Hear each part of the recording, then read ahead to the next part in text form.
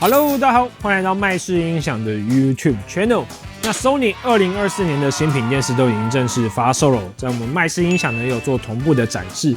所以如果你想知道说这个高阶的电视、中阶的电视跟入门的电视，它们画质之间彼此有什么差距，建议你实际走一趟，基本上你看一下你就能领略到了。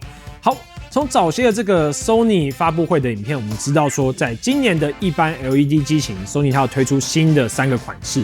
分别是这个 Bravia 3、Bravia 7跟 Bravia 9。那这个去年的 X90L 呢，他们采用继续贩售的政策，所以今年的款式从高阶到低阶的排序依序就是这个 Bravia 9、Bravia 7、X90L 跟 Bravia 3。那对应到去年的阶级呢，就是 X95L、X90L、X85L 跟这个X80L。好。那其实今天我要讲的主角是在我右手边上方的这个 Sony 的 Bravia 7。那同时我后面这整个电视墙都已经挂了这个 Bravia 3、X90L、Bravia 7跟 Bravia 9。那为什么我也想先开箱这个 Bravia 7呢？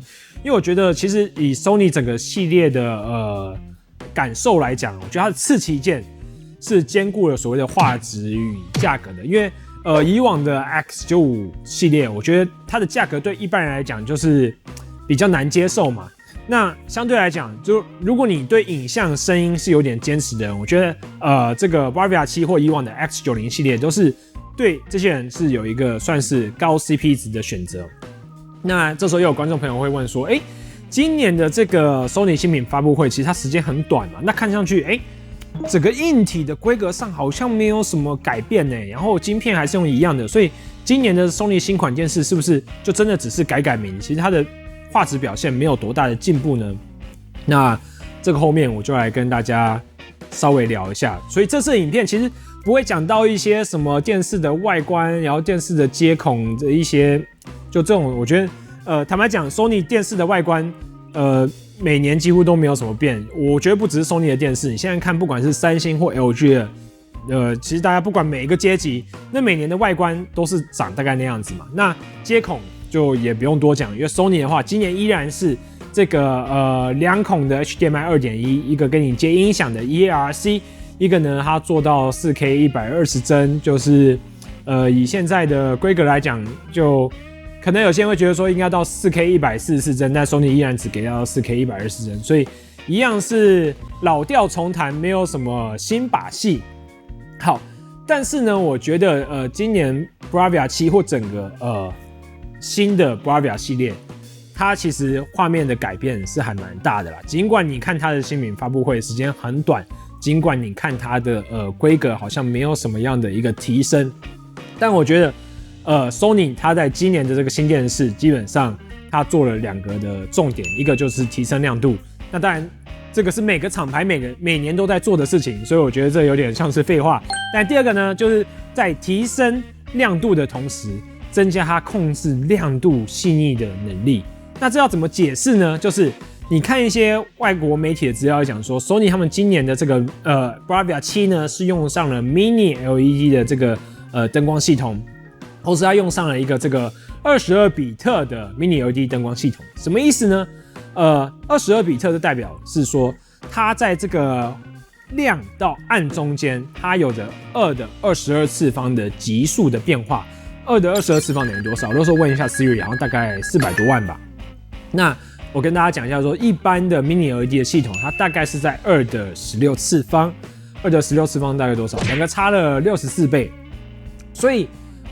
当你的灯光的亮到暗，它中间有着这个400多万的一个集聚的时候，它这代表什么意思？就是你在物体的描绘上，你变得更加立体了。就如果那时候我看到他们外媒，甚至 Sony 还有做一些技术展示，他就把那个电视都拆到只剩那个用亮跟暗去呈现整个物体的边缘哦。你就想成有人素描，他光用炭笔，他不用涂颜色，他都可以画出非常好看的图案。那 Sony 他做这个展示就是说，他把新款的电视跟旧款的电视摆在一起，然后播放同一个画面，你就会觉得说，新款的电视它在那种物体的边缘的描绘上，也的确变得更加立体了。所以你会说，Sony 电视今年就只做了这样一件事情吗？就是甚至它就只提升亮度，要跟改善这个光线的细腻度的控制能力，我会说没错，他只做了这2样事情，但是做了这2样事情呢，我觉得今年的一个 Bravia 7看起来就不一样。那我觉得在讲接下来的事情之前，因为我现场刚好有这个X90L， 然后又有 Bravia 7，所以我觉得其实你一辈子当中应该很少有机会可以同时看到说新旧就刚好隔一代，它是同个理论上它是同个阶级，隔一代之后它的一个画质表现的差距哦。那我觉得就播放几个画面让大家稍微看一下吧。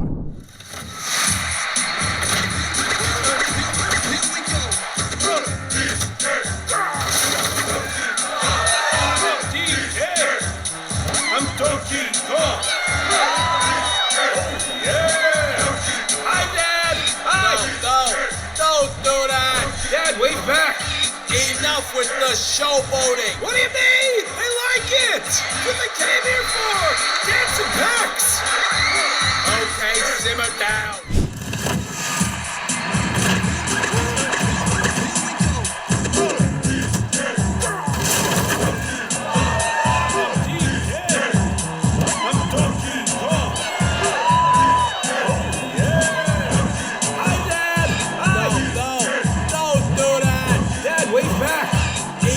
With the showboating. What do you mean? They like it. That's what they came here for. Dancing packs. Okay, simmer down.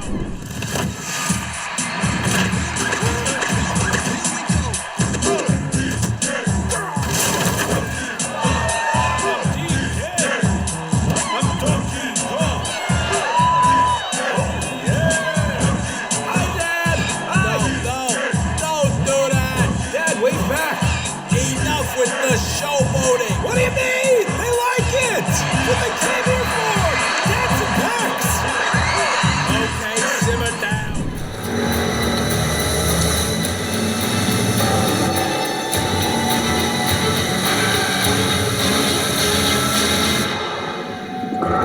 Carreau pour Adil.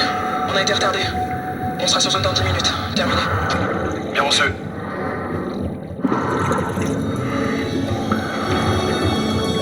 Encore une vingtaine de mètres. Adama, passe-moi le propagateur.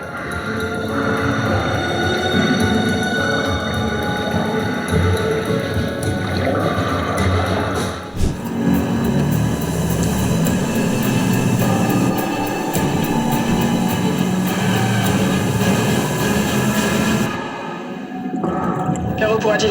On a été retardé. On sera sur zone dans 10 minutes. Terminé. Bien reçu.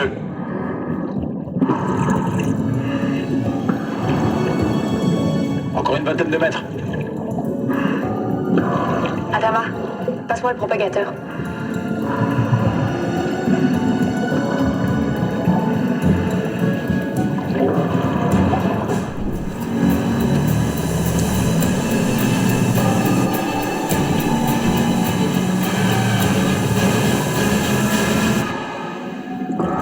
Carreau pour Adil. On a été retardé. On sera sur zone dans 10 minutes. Terminé. Bien reçu.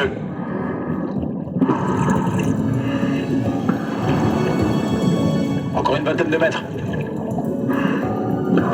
Adama, passe-moi le propagateur.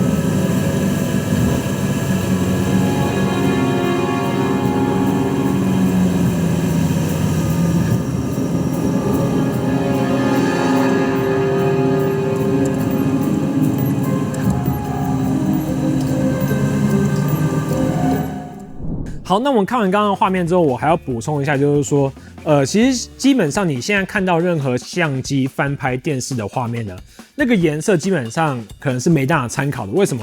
因为相机在拍电视的时候，第一个，它相机拍出来的颜色可能跟你目视看到的就不一样。第二个就是说，你手机荧幕在重播的时候，你手机荧幕重播出来的颜色也不一定是准确，所以这两个因素叠加下来，就是你颜色没办法做参考。但是有一个事情是你一定可以做参考，就是所谓的亮度。因为呢，今天摄影机或者相机，他们对于亮度是敏感的，所以假如说今天 Bravia 7跟 X90他们有一个亮度差距的时候，你在拍摄画面，你的感受也会是，这两个亮度感觉有差哦。但实际的差距有到多大，你还是要到现场看一下。但我的意思是说，简单来讲，亮度可以作为你翻拍画面的一个参考。那再讲一点，就是说，很多人他们在看，就到展场看电视的时候，他会不知道说，要怎么看。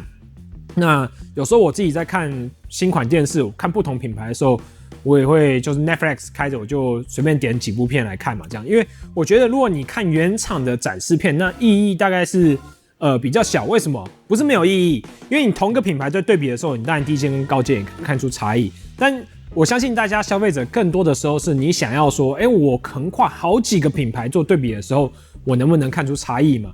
那原厂的展示片没办法在不同品牌之间播放啊，所以我今年，也就是我们刚刚所播的这个片段，有些是取自于这个我最近觉得非常有画面呈现的这个非常可以欣赏画面的话，是一个非常好的素材，叫做这个 Netflix 上面的《巴黎深渊》哦。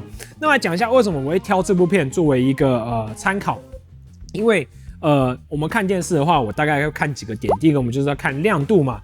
那亮度很亮了之后，我们就要看它会不会光晕很严重嘛，因为很多人都在讲说，你亮度越亮，这个光晕是越难控制的。那第三个，亮度很亮，那运动的时候会不会很模糊啊？或运动的时候会不会有什么就是奇怪的画面？那这也是要参考的。那第四个就是看完亮了之后，我们要看完这个暗部的表现。那第五个就是看一些物体的细节。那在《巴黎深渊》这部片里面，它有非常多的水下摄影的场景。那水下摄影的话呢，它就会在应该这么讲。它在很暗的水里面，同时会有一些强烈的灯光，所以你可以同时看到暗部的表现，看到这个高亮度的表现。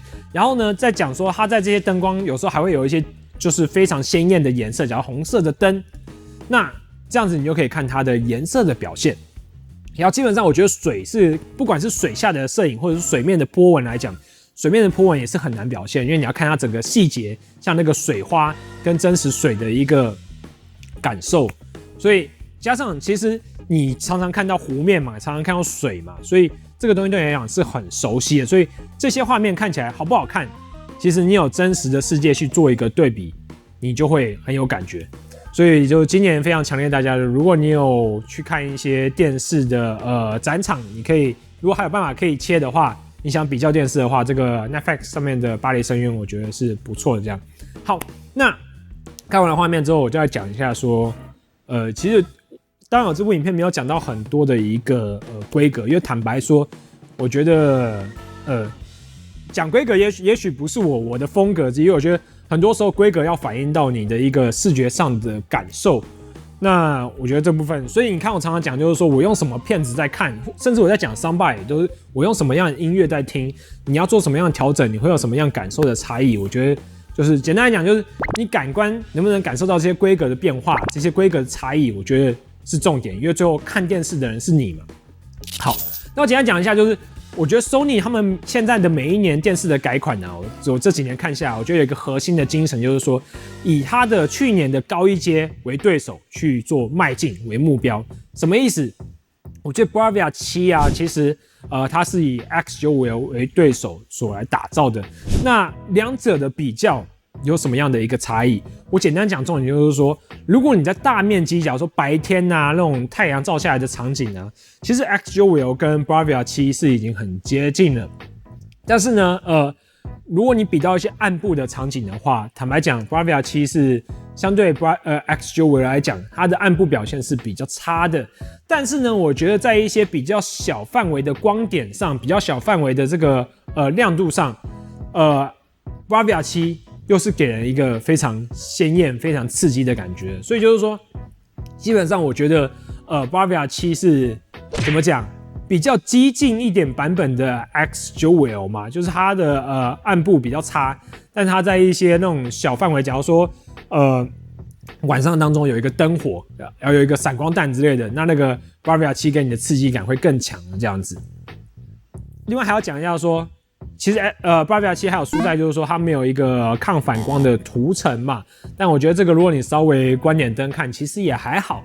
那我觉得差别比较大的就是可视角啦。今年的这个Bravia 7，它大概你如果以它的中心点你往右到45度甚至50度多一点的时候，你会感觉到它的颜色并没有像正面看的时候那么的好看。那这点其实 X90L 是赢过 Bravia 7的，但我觉得以台湾这种就是空间不大的场地来讲，讲可视角是有点没意义啊，因为除非你要从餐厅去看你的电视，但是你想想看，你在吃饭的时候，其实电视的画质是不是很精细，你大概不会是重点。你大部分专心看电视的时候还是正前方，然后你就直接坐在就是画面的正中间了。所以我觉得基本上今年的 Bravia 7的一个进步，而且我觉得非常有趣哦。你看今年 Bravia 7的一个整个系列的价格啊，它从55寸到85寸都有出嘛。如果你仔细看的话，其实今年的 Bravia 7它是有涨价的，比起当初的 X90L 系列推出的时候。但是你仔细看，你会发现75寸的 Bravia 7它是没有涨价的。所以我跟大家讲，就今年的一个非常高 CP 值的选择就是75寸的 Bravia 7，因为你想想看，你的规格是升级的，你整个体验感觉是迈向了这个 X9L， 但是你的价格呢其实并没有贵多少。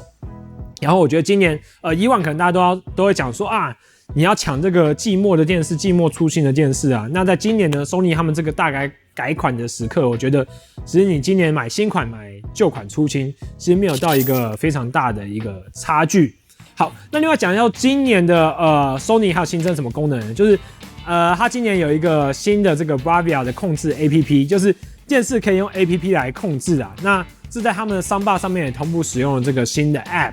但是我必须老实讲，就是说这个新的 App， 我觉得以控制电视来讲，做的并不是很完美哦。就是如果你是要调整一些比较细腻的参数，我觉得用这个 APP 不错，因为它的这个 App 它有条列式的帮你列出来，你有哪些功能可以调。但是如果你说你要把它拿来取代遥控器，拿来调大小声，其实我觉得它跟实体遥控器比起来，还是有那么一点点的劣势的。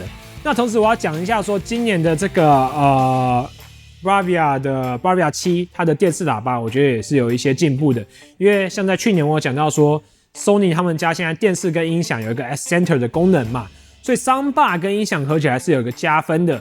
但是呢，去年的 X90L 跟 X9L 我有提到说，其实他们的声音表现对比他们的售价，我并不是那么的满意。但是今年的 Bravia 7呢，我觉得它在人声的清晰度跟厚实度上面有做一个比较大的改善。那加上今年的Sony 的音响，他们的 S Center 的功能也更进化了，所以我觉得是蛮期待他们这样的配合啦。然后还要再讲一点，就是说今年我觉得 Sony 电视有一个非常神奇的功能，叫做语音模式嘛，语音增强模式。你在语音模式的，你就打出你的快捷选单，你就看到语音模式有正3到负3可以选择吧。然后如果你是看新闻、看一些电影的话，你有时候会觉得电影人声太小声嘛，你把那个模式加到正1、正2，你就会发觉，它人声怎么变清晰了这样子。那那个感觉真的是我觉得让人很印象深刻。但我那时候就想说，这以前没有这个功能嘛，所以我就去旧款的 Sony 电视上面用它的菜单去到处找，所以我发觉其实这功能以前就有了，只是它以前都埋在那种，你知道有一些电视的功能是你到这台电视坏掉你都不会把它找出来的东西，就你平常根本不会去翻它。那现在新的这个 Sony 的 Bravia 7，它就把一些实用的功能搬出来，就让你更简单的去找到它。我觉得这也算是选单的一个 UI 界面的进步嘛，是这样。就是有时候有些东西你菜单弄得太复杂，功能弄得太多，那重点的功能人家不知道怎么找，那就很麻烦这样子。所以当然目前的这个语音增强模式，在跟 Sony 的音响连接的时候，它是没办法同时去做使用的。应该这么讲，一般电视的语音模式有负3档到正3档，总共有6档。但是你在接到 Sony 音响的时候，基本上它就只有1档的加强跟不开。那我觉得等到之后，如果 Sony 的音响、Sony 的电视，这整个组合也可以做所谓的语音模式的全体的增强，就是可以档数调配的更多的话，我觉得今年这个 Sony 影音的一个调整呢是更加的可怕。当然 ，Sony 以往的这个4K 升频啊，跟一些这个补帧啊、运动补帧，在今年的这个 Sony 电视上面也是有的。然后他们有讲说，像今年的这个Sony 的 Bravia 7，其实它用上了联发科新的这个1000型的新晶片，所以以我的感受来讲，我也觉得今年的 Bravia 7其实画面的流畅度来讲是更提升的。所以简单来讲，就是我觉得今年的如果你是喜欢看电影、喜欢玩游戏的观众朋友，尤其是看电影的，那我觉得 Bravia 7算是 CP 值蛮高的一个选择的。所以呢，就期待之后再来开箱这个Bravia 9、Bravia 8跟 Bravia 3。其实我觉得 Sony 今年新款的电视的一个表现，我觉得都还算不错啦，甚至连入门的款式，我都觉得就是表现其实基本上今年是蛮赞的。所以呢，就大家记得订阅、按赞、加分享。那之后就再开箱更多的电视给大家看咯。我是 Alan， 这次的影片就到这边，我们下次见咯，拜拜。